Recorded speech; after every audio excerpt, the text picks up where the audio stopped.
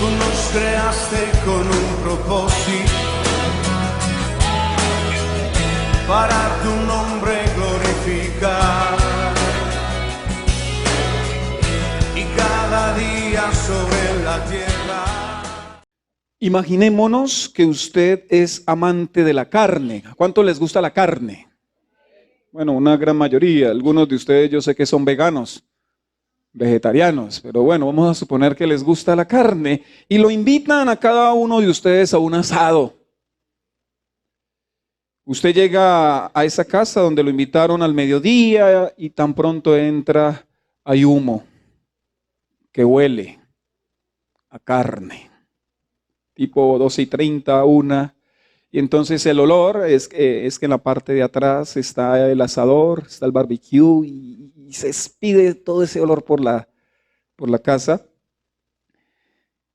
Y el olor hace que sus papilas gustativas se activen. ¿Qué es lo que más añora usted? Que le sirvan un buen trozo de carne. A algunos les gusta a término medio, así que se vea la sangrecita. A otros les gusta 3/4, a otros nos gusta, pero totalmente asada, ¿cierto? Uno espera que cuando le sirvan un buen trozo de carne. Pero ¿qué tal le sirvieran a uno huevo? ¿Qué tal que a uno le sirvieran vegetales? ¿Qué tal que le sirvieran una sopa ¿de qué podríamos decir? De auyama, esas, una crema de auyama. Pero usted, ¿a qué fue? A comer carne. Ahora permítanme conecto eso con esto. ¿Qué espera una persona no cristiana cuando es invitada a una iglesia cristiana? A ver, escucho. Bueno, por ahí dicen que se les predique una buena palabra, podría ser. Muy bien, ¿qué más? Que sean bien atendidos, acogidos, que no les saquen plata o que no les pidan plata, dice aquí el pastor William.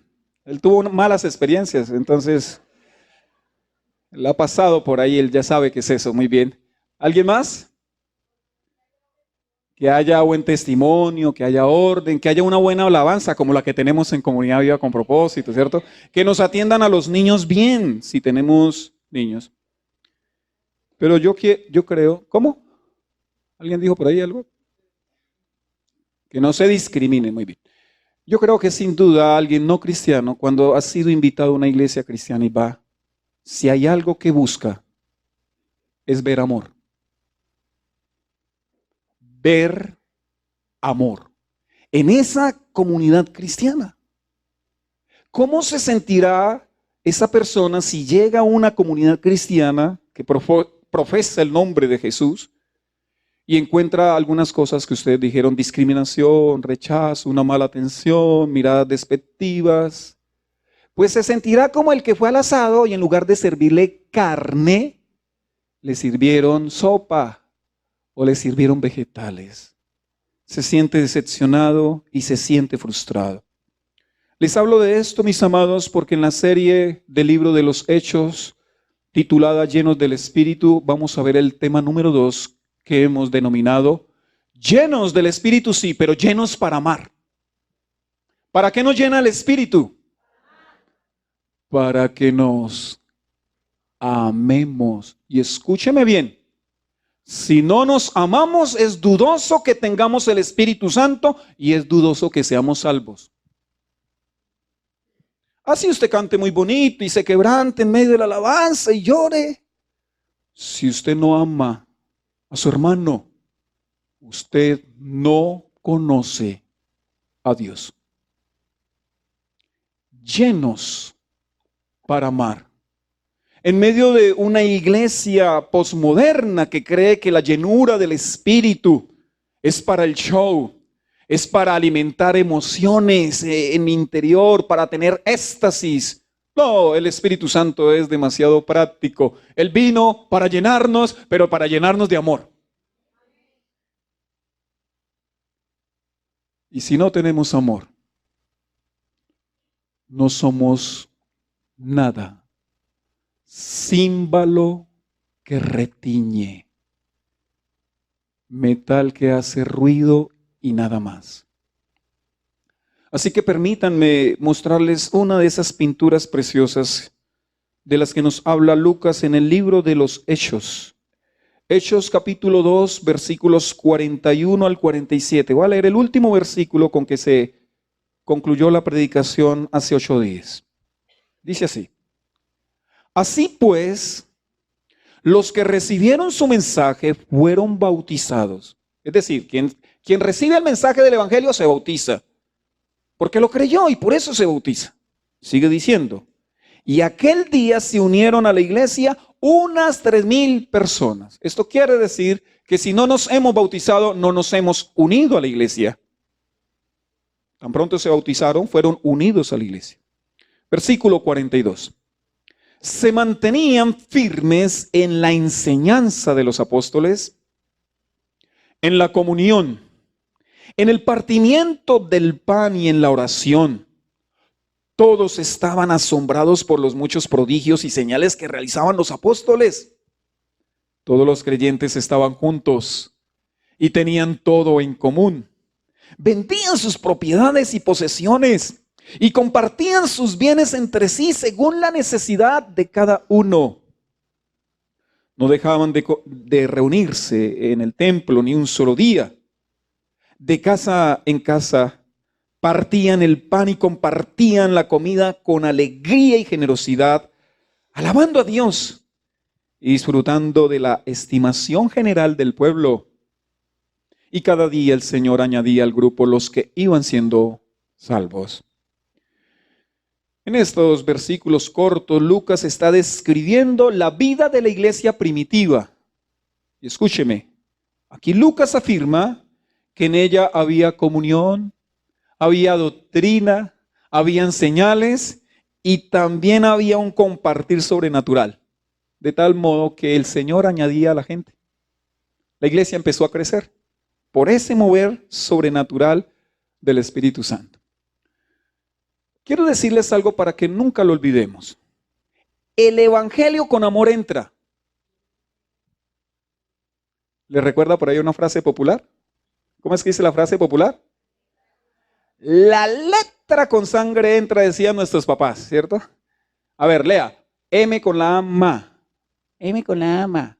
A ver, otra vez. M con la ma. M con la ma. ¿Ahí qué dice?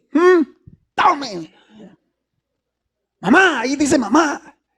Nuestros padres entendían que la letra con sangre entra, o sea, a través del golpe de sacar, si es necesario, sangre. Algunos cristianos, algunas denominaciones creen que el evangelio a punta de infierno entra. No, mis amados. Mire que aquí, con toda claridad, Lucas nos está mostrando que el evangelio con amor entra. La gente se salva, la gente se convierte, la gente se vuelve a Cristo donde hay una esfera de amor, donde hay un ambiente de amor. Podemos decir sin duda que donde está el Espíritu de Dios hay amor auténtico. ¿Escucharon? ¿Dónde hay un amor auténtico? Así que si en usted está el Espíritu de Dios, debe haber amor auténtico. Y por favor no se engañe, si usted no ama auténticamente, usted no tiene el Espíritu y no le pertenece a Cristo. Y se perderá eternamente.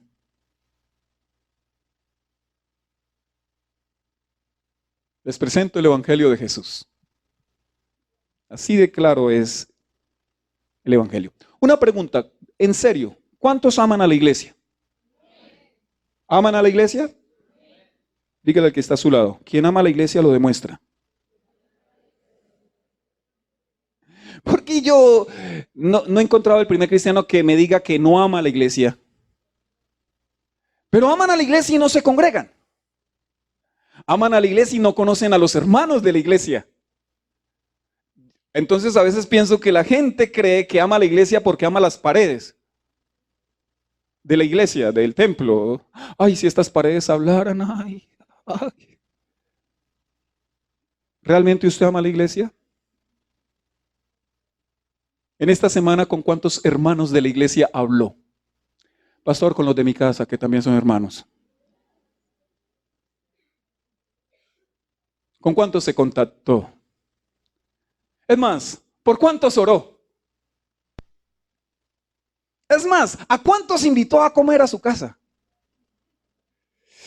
Y podríamos seguir con las preguntas.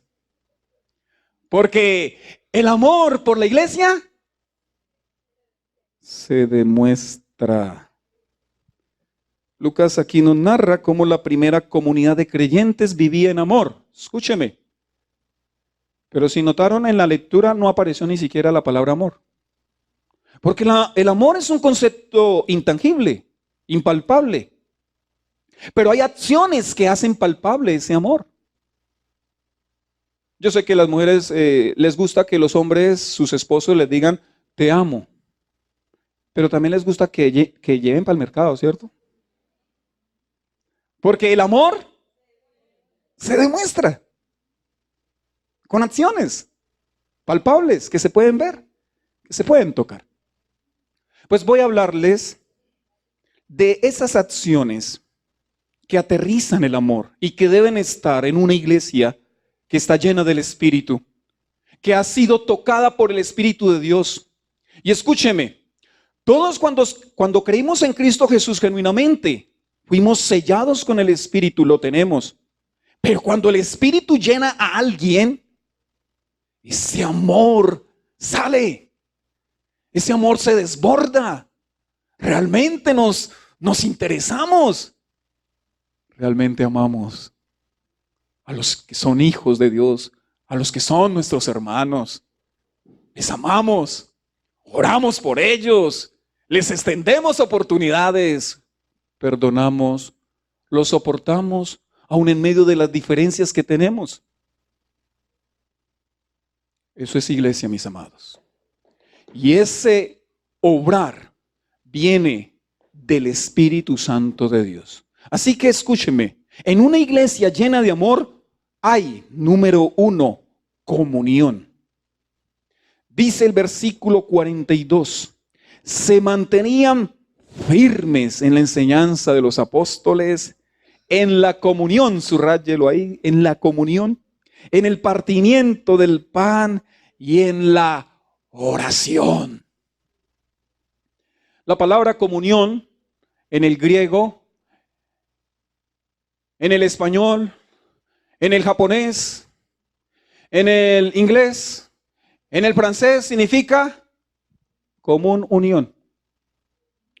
Así de profundo es el concepto. Algo que nos une, que es común para un grupo de personas, o aunque es al menos 2 personas. Pregunto, ¿qué tenemos en común los cristianos? Tenemos en común a Cristo. ¿Y sabe por qué lo tenemos en común? Porque somos pecadores. Es decir, los cristianos hemos experimentado el perdón. Esa última canción tan preciosa que acabamos de cantar. Lo experimentamos. Eso es lo que tenemos en común los cristianos. Los cristianos sabemos lo que sucedió en la cruz y eso nos une a nuestro Salvador, Cristo Jesús. Ahora, Jesús, ¿cómo mantiene unidos a los cristianos? Por medio de su Santo Espíritu.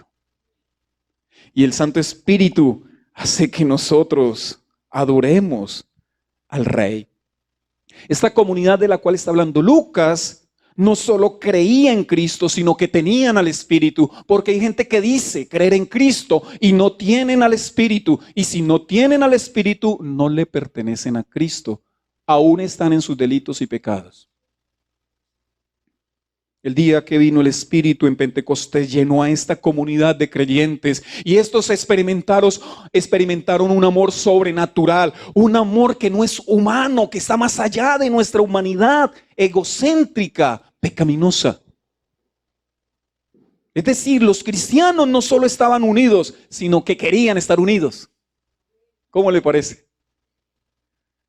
No sé si leyeron bien, pero ahí dice que se reunían todos los días. Y yo sé que más de uno dijo, pastor, ni se le ocurra.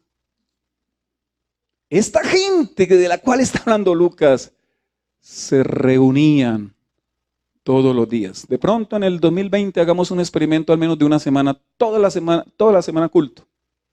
Con esos tres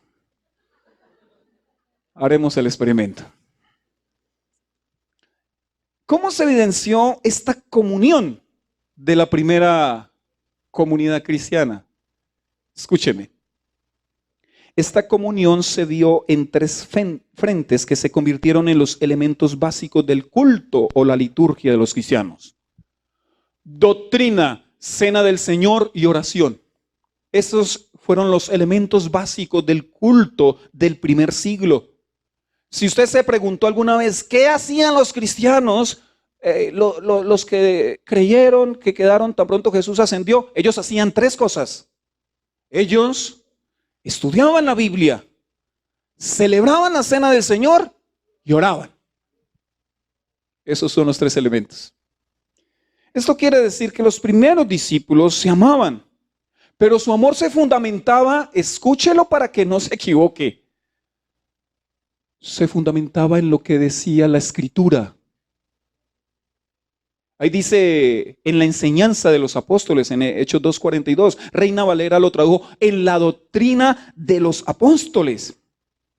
Es decir, la enseñanza bíblica era el eje, no la música.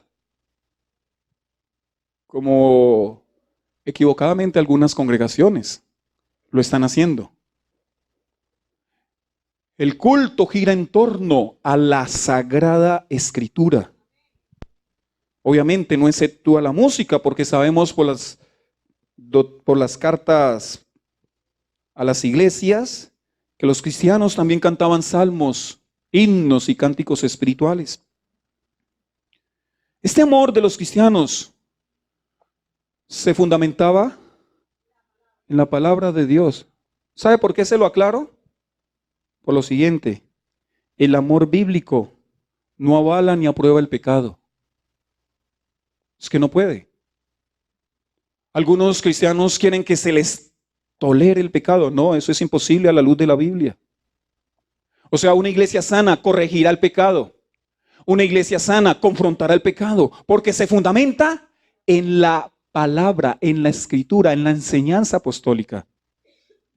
Por eso leemos en Hechos 5 que tras el pecado de Ananías y Zafira, ellos cayeron muertos a los pies de Pedro apóstol y de la comunidad cristiana. Y entonces toda la iglesia y toda la gente temió. Vieron que era grave el pecado. ¿Cuál era el segundo elemento? La cena del Señor. Esa alusión del partimiento del pan. Usualmente se utiliza en Hechos de los Apóstoles para hablar de la cena del Señor. Esa práctica, ¿quién la instituyó? Cristo mismo. Y la instituyó para que los cristianos recordáramos 4 verdades básicas elementales de nuestra fe. Número 1, Cristo murió por nuestros pecados. 2, no solo murió, sino que se levantó de entre los muertos, resucitó. 3, ascendió a los cielos y se sentó a la derecha del Padre. Y 4, de allá volverá a recogernos. Eso lo recordamos en la cena del Señor. Cena a la cual muchos de ustedes no vienen. Y quien no viene está en abierta desobediencia a quien la instituyó, no a quien convoca. El que convoca puede ser el pastor, pero el que la instituyó fue Cristo Jesús. Se ve que la iglesia primitiva celebraba la cena del Señor cada vez que se reunía. La Biblia no establece un patrón, una norma. Las iglesias en la actualidad hacen o celebran la cena del Señor una vez al mes y aún así mucha gente falta. ¿Menosprecia o es que no tiene entendimiento de lo importante que es la cena del Señor? Mis amados, la cena del Señor es el fundamento de nuestra fe. Recordamos toda nuestra fe, como fuimos comprados. Así que espero que nunca más falte a la cena del Señor. El tercer elemento, ¿cuál era? ¿Había comunión en qué? En la oración. O sea, la iglesia se reunía a orar. Y cuando la iglesia oraba, temblaba. No la gente, temblaban los lugares donde ellos estuvieran. Por el poder de Dios. Lea, por favor, Hechos de los Apóstoles. Esta gente practicaba la oración individual, pero también la oración comunitaria. Oración que se ha venido perdiendo en la iglesia de Jesús. Oración comunitaria. Pregunto, ¿hace cuánto usted no ora con otros hermanos? Esa oración es valiosa y es importante. ¿Cómo aprendieron a orar los apóstoles? Cristo les enseñó. ¿Y cómo aprendieron a orar el resto de discípulos? Pues con los discípulos que ya habían aprendido. Es decir, la voluntad de Dios es que nos ministremos juntos en medio de la oración. Pero eso será imposible si no practicamos la oración comunitaria. Yo he sido grandemente bendecido orando en las mañanas con los hombres de en pie de cuesta. Me han edificado sus oraciones. Ministran mi vida.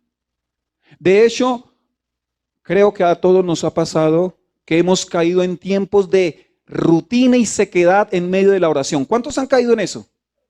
Los que no han caído es que por lo general nunca oran. Sí, cuando uno ora, uno experimenta eso como que, oiga, siempre como que lo mismo y lo mismo.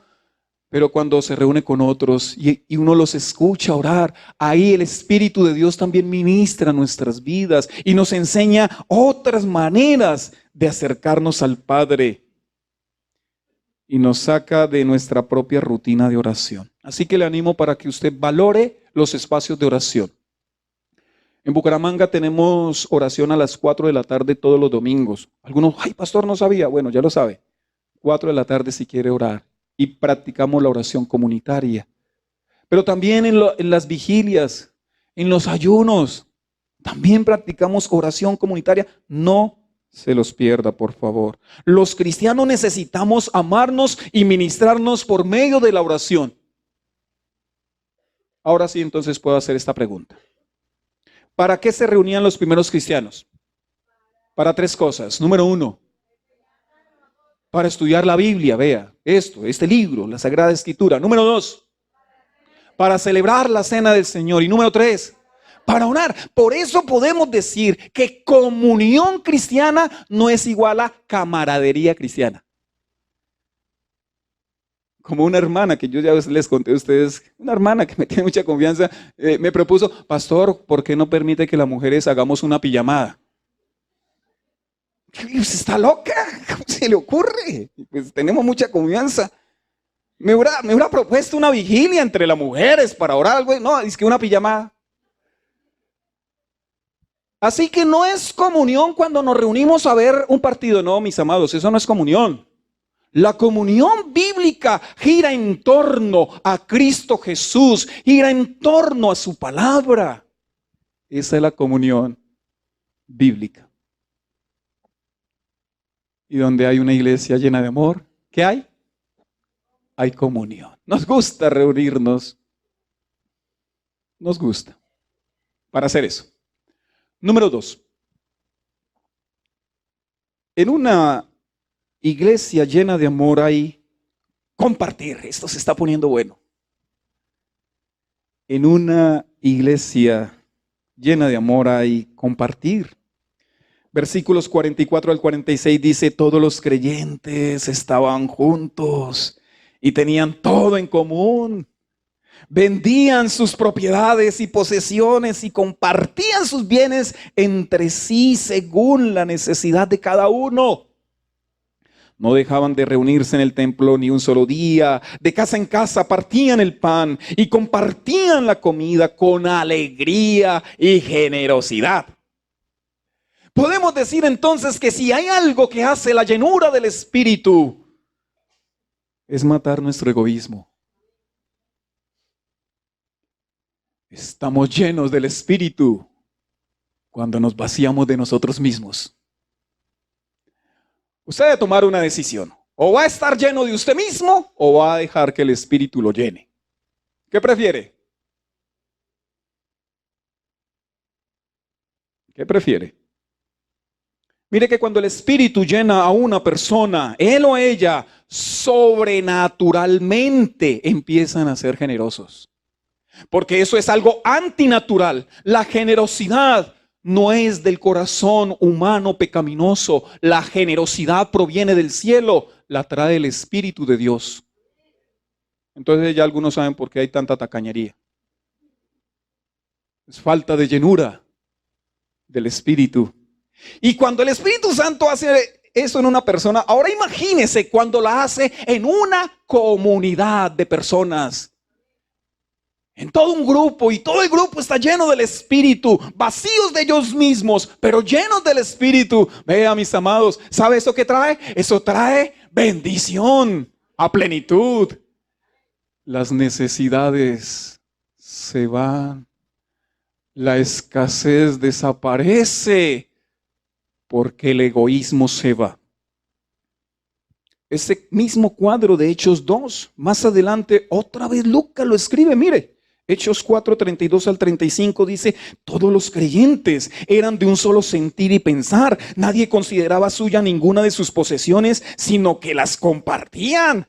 Los apóstoles, a su vez, con gran poder, seguían dando testimonio de la resurrección del Señor Jesús. La gracia de Dios se derramaba abundantemente sobre todos ellos, pues no había ningún necesitado en la comunidad.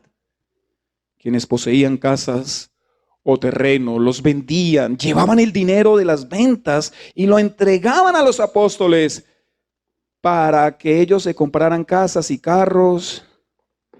¿Sí dice así? Para que se distribuyera cada uno según su necesidad.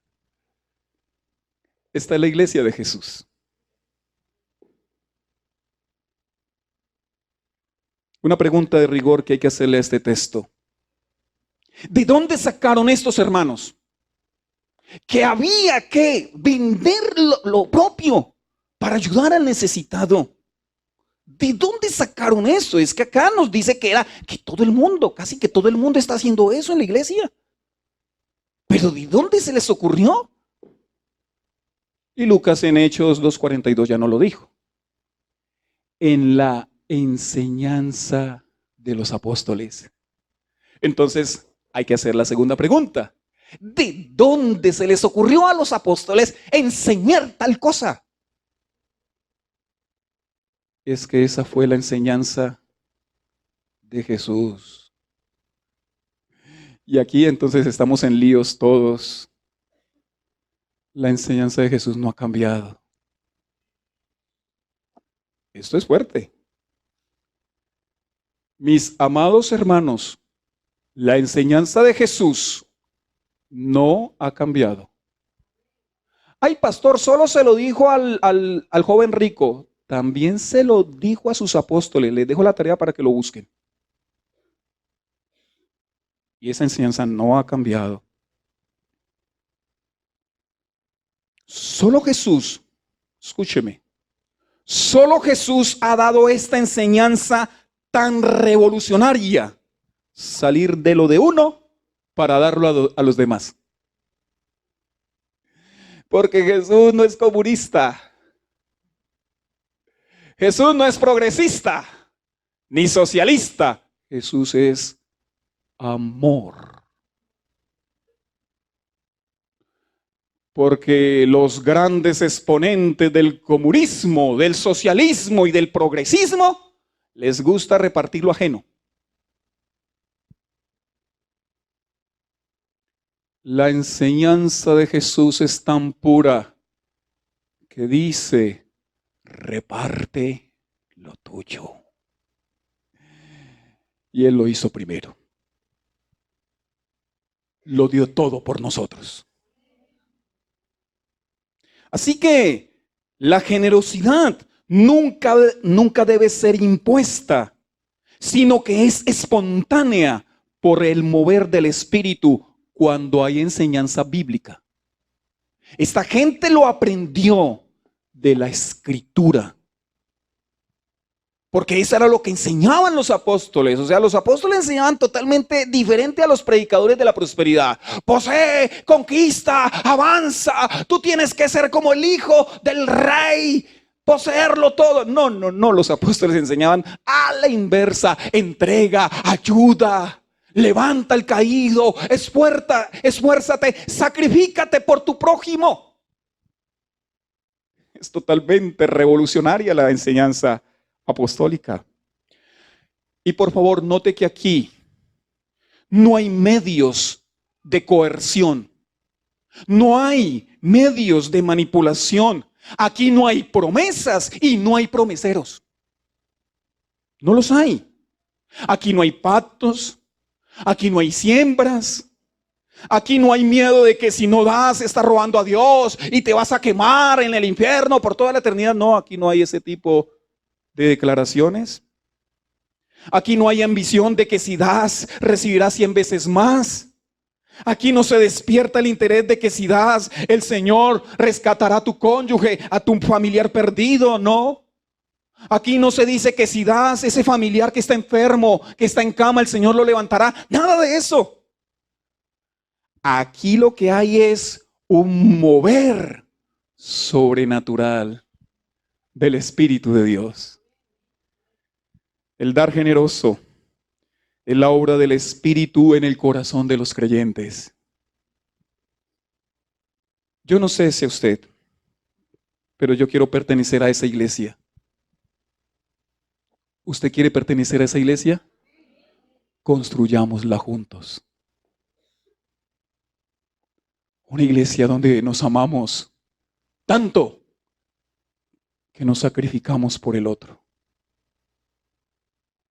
Donde en verdad amamos, donde eso no es una utopía, es el sueño de Jesús para su pueblo, para los redimidos, para los que hemos sido cambiados de corazón y de mente, que no solamente pensamos en nosotros y en nuestra familia, que pensamos en los demás.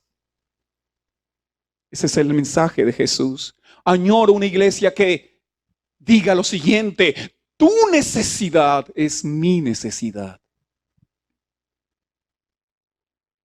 Y obviamente, equilibrando la enseñanza, el que no quiera trabajar, que tampoco coma. Porque no falta el que se quiera aprovechar de esta enseñanza. Si escuchó al pastor, tienen que darme. Tienen que darme, así dijo el pastor. ¿Qué veo yo en este cuadro de Lucas, mis amados? Yo veo una comunidad de creyentes donde comer juntos es algo sobrenatural y natural. Sobrenatural porque lo hace el Espíritu y natural porque lo hacen siempre. Yo veo aquí una comunidad de creyentes donde todos son iguales. Lo lindo en la iglesia es que todos somos iguales. Todos somos iguales, mis amados. Aquí no hay preferidos. El único importante, ¿quién es? El rey. Para él todos los honores, toda la reverencia, todos los méritos, porque él sí los merece. De resto todos somos igual, hermanos. Hermanos. Nosotros con mi esposa en una tarde nos fuimos a hacer 2 visitas programadas. Estuvimos en una casa estrato 2. Nos atendieron muy bien, muy lindo. Y después estuvimos en una casa estrato 10,000. Eso parecía un palacio. Les voy a confesar, me sentí bien en la casa estrato 2. Yo vivo en estrato 2. Es mi hábitat. Pero en la iglesia todos somos iguales. Eso es lo bonito de la iglesia, ¿cierto? Yo aquí en este cuadro que nos pinta Lucas veo una comunidad de creyentes donde verse y reunirse todos los días era importante. Esta gente se quería ver. Algunos dicen, no, pastor, eso no lo ponga. Verlo usted todos los días, pastor. Esta gente se quería ver, quería compartir. Aquí veo una comunidad de creyentes donde las personas son más importantes que las cosas. Por eso las cosas se venden para ayudar a las personas. Aquí veo una comunidad de creyentes donde el compartir produce alegría, no carga. Ahí dice que compartían con alegría. A propósito, allí en la entrada hay una canasta que se llama Hechos 2:46. Cuando usted vaya a hacer mercado, acuérdese traer algo para esa canasta. Vamos a ayudar a un hermano que esté pasando necesidad y de alguna manera empezar a cumplir esto que dice Hechos 2:46. Aquí veo una comunidad de creyentes donde se vive la generosidad sin mezquindad. No existe la mezquindad en esta comunidad. Eso solamente lo produce el Espíritu de Dios. La semana pasada, para los que no sabían, estuvimos en Chía, en los grados de escuelitas. No era que estuviéramos descarriados. Estábamos en la iglesia del pastor Ariel Muñoz, nos invitó muy cordialmente a predicar y nos hospedó en la casa de unos hermanos de la iglesia de allí de Chía. Yo me puse malísimo el jueves. Por ahí me comí un corrientazo y me pasó corriente.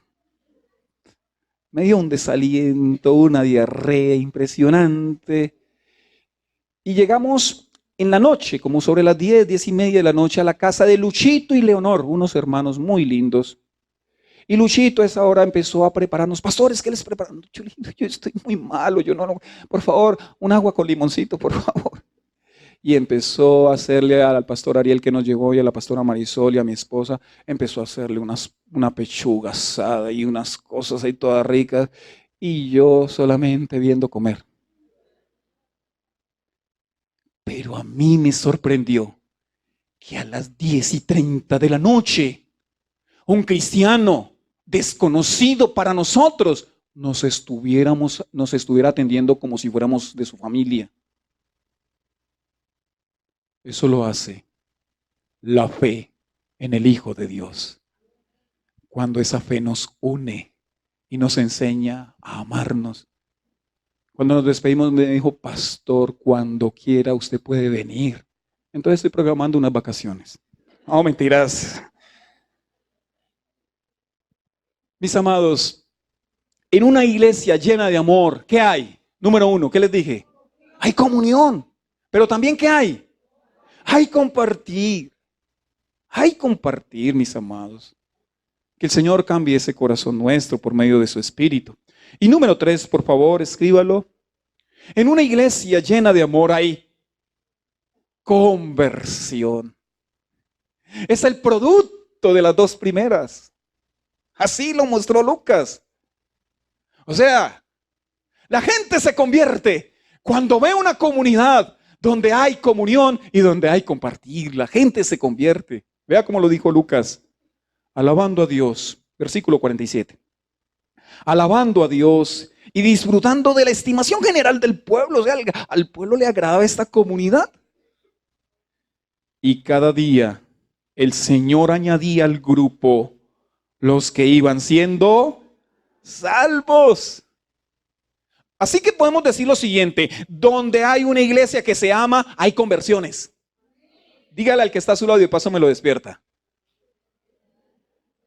Algunos no copiaron. Donde hay una iglesia que se ama, hay conversiones. ¿Cuántos quieren que haya conversiones en Comunidad Vida con Propósito? ¿Qué hay que hacer? Amarnos con comunión y con compartir. Amarnos. Entonces vendrán conversiones reales, no ficticias, no manipuladas, no estadísticas falsas, sino gente que es tocada por el poder de Dios al ver que hay una comunidad de carne y hueso, que somos pecadores, por supuesto, pero que hemos aprendido a amarnos.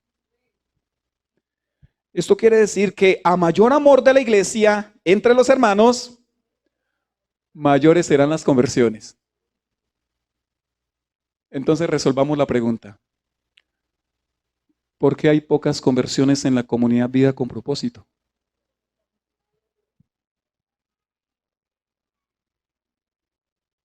Sin duda, la respuesta es esa. Nos falta crecer en amor. Esto quiere decir, o sea, lo que nos está planteando Lucas, mis amados, es que el Espíritu Santo trabaja primero adentro de la iglesia para luego trabajar fuera de la iglesia. Nos enseña a amarnos, nos enseña a tolerarnos, nos enseña a perdonarnos, para después sí traer al inconverso y le muestra cómo es el pueblo de Dios. Y entonces el inconverso dice, tan chévere como son ellos, yo quiero de eso, yo quiero de ese amor, yo quiero de ese Jesús del que ellos predican, yo quiero. ¿Por qué obra así el Espíritu Santo? De trabajar primero adentro de la iglesia para después trabajar fuera. Porque hay un mundo agonizante que necesita amor verdadero. Ellos necesitan saber que el amor verdadero no es una utopía, que hay un pueblo que cree en el Mesías, en el que descendió de los cielos, en el que lo dio todo por nosotros y que cambió unos corazones de piedra y nos dio corazones de carne, corazones sensibles, de tal manera que el Espíritu Santo utilice ese amor como un imán, un poderoso imán que atrae a los inconversos, que hace que la gente quiera saber del evangelio que predicamos, porque ven amor en nosotros. Es decir, el Espíritu primero nos hace crecer hacia adentro para luego hacernos crecer hacia afuera. Así obra el Espíritu. Yo recuerdo la primera vez que llegó a esta iglesia, en este pasillo, Luis Gabriel Peñaranda, que algunos de ustedes recuerdan que ahora se congregan en Piedecuesta. Cuando él llegó, yo le di un abrazo, un fuerte abrazo. Bienvenido. Me alegra que venga. Años después, él me confesó: pastor, ese abrazo que usted me dio, tocó mi corazón. Dígale al que está a su lado: el evangelio con amor entra. Lo mismo pasó con Iván Meneses. ¿Dónde está Iván? Por ahí estará sirviendo. Véalo allá atrás. Iván Meneses. Ahí donde ven al calvito. Al calvito Iván. Odiaba a los pastores y a las iglesias cristianas. Creo que el tema era dinero. Pensaba que todos los ladrones. Pensaba que todos los pastores éramos ladrones. Resulta que Rosa, su esposa, vino por primera vez a Comunidad Vida con Propósito un 24 de diciembre y la recibimos con tamal. Como es costumbre todos los 24 de diciembre, así que están invitados. Y Rosa no lo podía creer. Llegué a una iglesia donde en lugar de pedirme me dan. Invitó a Iván a una, creo que fue nuestra primera o segunda, no, primera. La primera cena de acción de gracias que hicimos. Hicimos dos, la primera y la segunda. Entonces, la cena era el 31 de diciembre. Rosa, que vino el 24, invitó a su esposo. Ahí como con sospechas, y resulta que Iván le aceptó. Y me imagino que también en ese pasillo, tan pronto llegó Iván, yo lo recibí con un abrazo. No me pegó, no me dijo hipócrita ladrón. Se dejó abrazar. Y después también me dijo exactamente lo mismo que Luis Gabriel. Pastor, ese abrazo tocó mi corazón. Creo que ahora me ama.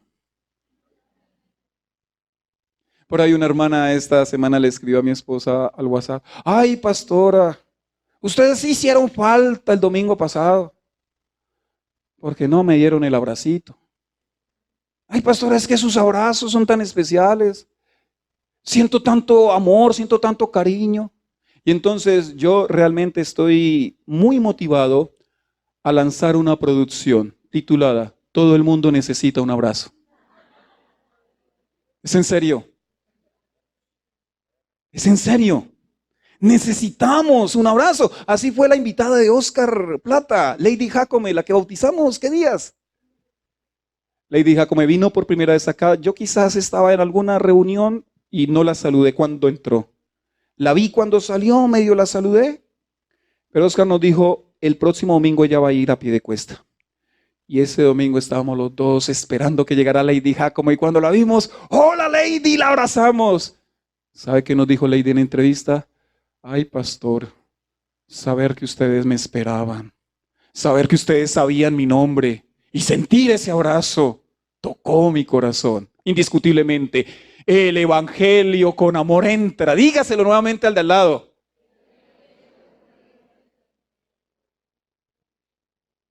Seamos una iglesia que ama. ¿Cuántos dicen amén? Seamos una iglesia donde el chisme no tiene cabida. Porque nos amamos. Seamos una iglesia donde la crítica no tiene cabida. Donde la murmuración no tiene cabida, porque nos amamos. Y veremos el poderoso mover del Espíritu Santo sobre esta iglesia, sobre esta comunidad, alcanzando a los perdidos. Ese fue el sueño de Cristo Jesús y nosotros somos llamados a hacerlo realidad. Él dijo que el mundo conocería que somos sus discípulos si nos amamos los unos a los otros. Y como Él sabía que era imposible hacerlo en nuestras fuerzas, nos dio su Santo Espíritu. Tú nos creaste con un propósito para tu